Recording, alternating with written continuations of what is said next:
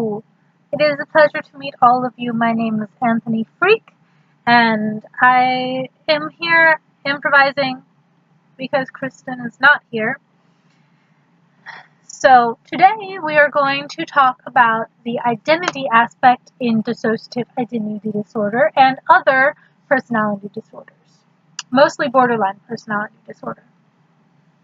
Feel free to comment other disorders that involve the personality because I cannot really think of very many off the top of my head, so forgive me. As most of you know, when someone grows up and becomes an adult, they have what is called a personality. Everyone has one, for the most part. Everyone has a core identity, in a sense. Your identity is not only your personality, but who you are on the inside as well. What is it that they say? The first thought that comes to your mind is what you've been taught to believe, and the second thought is what you truly believe. Right? Well, that is what identity is. It's what you believe, who you think that you are. It involves your past and your present and your future. It involves your likes and your dislikes and how you view the world around you. Now, people who have a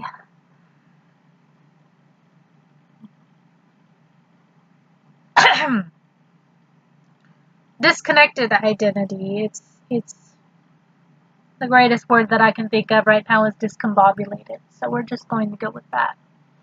People who have a discombobulated identity are generally have suffered some kind of trauma in their past, but this is not always true. Sometimes you just don't know, but usually identity issues come from a trauma background. Now, in dissociative identity disorder, the person who is supposed to be that identity, that name that matches the body, that matches the history, is entirely thrown out the window. It's thrown out the window because in this person's childhood and their younger years, they experienced a trauma, or several traumas, most likely several traumas, that their mind had to protect themselves, that was my cat, by separating pieces of this information, of these memories, of these experiences, to keep this person alive and sane. Now, that definitely disrupts the creation of the core identity, because you don't have 98% of these memories and these experiences to create who you are. You have an idea of who you're supposed to be. You have an image that you're supposed to look at and say, that's me.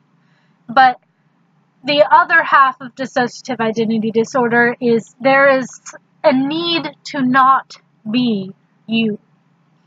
There is a need that everything that involves your name and your history and your body, you do not want it to be. And so that is what I believe to be the cause of alters, the alternate states of identity. These alters not only form to protect you, but they form to forbid you from seeing this trauma, seeing these experiences that are supposed to make up who you are. It makes them who they are because they are no longer your experiences, they're their experiences. And they continue to experience those traumatic things, and they continue to grow as an identity, as a personality. Whereas the core kind of sits in an echo chamber of nothingness but themselves. And then they sort of peek out every now and again at the nice things, and that is what forms their personality, the nice things, usually. Hopefully.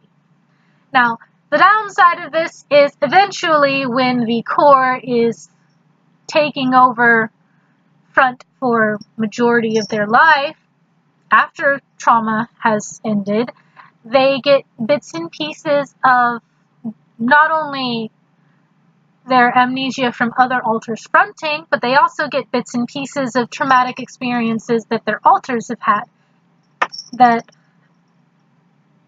are their experiences, but the alters are preventing them from seeing them. So it is very upsetting. It is extremely upsetting for, no, you're not. We're not playing on the windowsill tonight. Go somewhere else. Go over there. Where was I? So the core identity has not experienced any of these things that the alters are experiencing, and the confusion and conflictedness of these memories and nightmares and flashbacks that they're having cause a lot of distress, and that is generally what causes them to seek help. Now, in other disorders, like, for instance, borderline personality disorder, this one, a lot of people tend to get confused on which one causes alters. Dissociative identity disorder and otherwise specified dissociative disorder are the only two known causes for alters. These otherwise specified dissociative disorder, or OSDD, is more or less a severe dissociative disorder that may have alters, likely has alters, but it's not 110% clear, or they may not be entirely formed alternate identities. Whereas in dissociative identity disorder, the alters are entirely formed. They take over consciousness whenever the heck they want, and they do whatever the heck they want. Most of the time. Well, not most of the time. Some of the time. Whereas in borderline personality disorder, the sufferer... No, stop it! Go play with something else!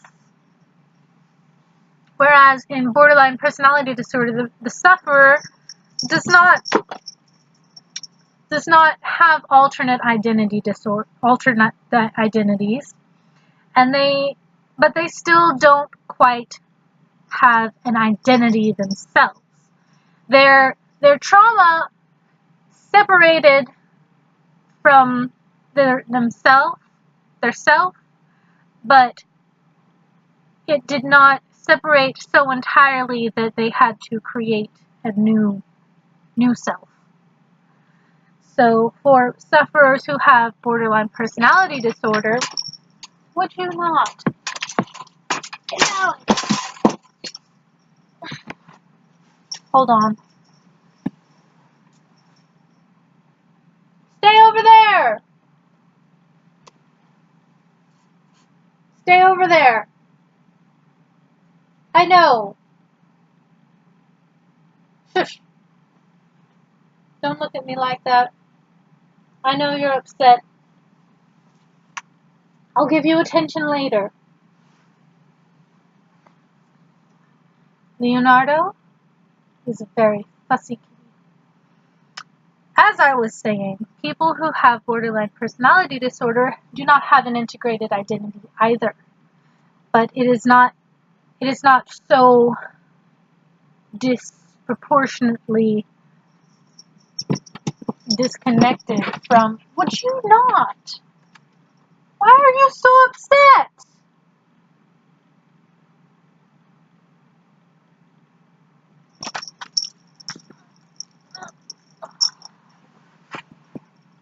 You're taking a break.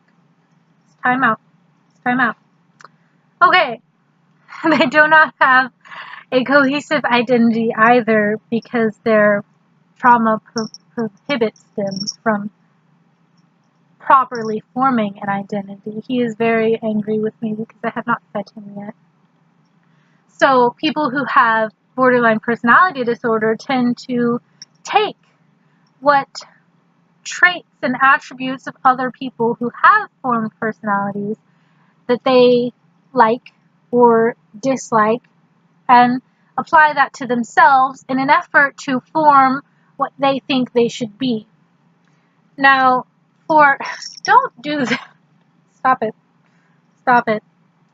Now, for the core and original personality in dissociative identity disorder, this can also be common because the core doesn't have those experiences, those trauma experiences to go off of. They only have these light, mild, positive experiences and very few and far in between to go off of. They also tend to have major identity issues. Right? They don't quite agree with being themselves. Now this is also the cause of the trauma, being that the express purpose of these alters is to not be you, to cope with this trauma. But when you have a core coming along who's like, hello, my name is Kristen. Oh no, look at all these horrible things that happened to me. I don't want these to happen. Why are these why did these things happen? This is awful. I don't want to be me anymore. This sucks. But you can't not be you anymore because you're the person that you're supposed to be. Kristen is facing that problem right now. So, in the end-all, be-all game of this, calm down, please. You're so whiny. In the end-all, be-all game of all of this, the identity of people who have identity disorders and personality disorders can be very confusing for themselves and very distressing because you don't have who you are. You have this concept of who you are supposed to be, but that doesn't mean that's who you are. And currently Kristen is facing that exactly right now. She's very upset by it, which is why she's not here, I'm pretty sure. And so, yes, I love you too. So, I'm going to say that this concludes our video for tonight. I apologize greatly for my cat. He is being a nugget. Yes, yes you. Yes you. You are being a nugget. My name is Leonardo DiCaprio and I am being a nugget. I hope you guys have a wonderful evening.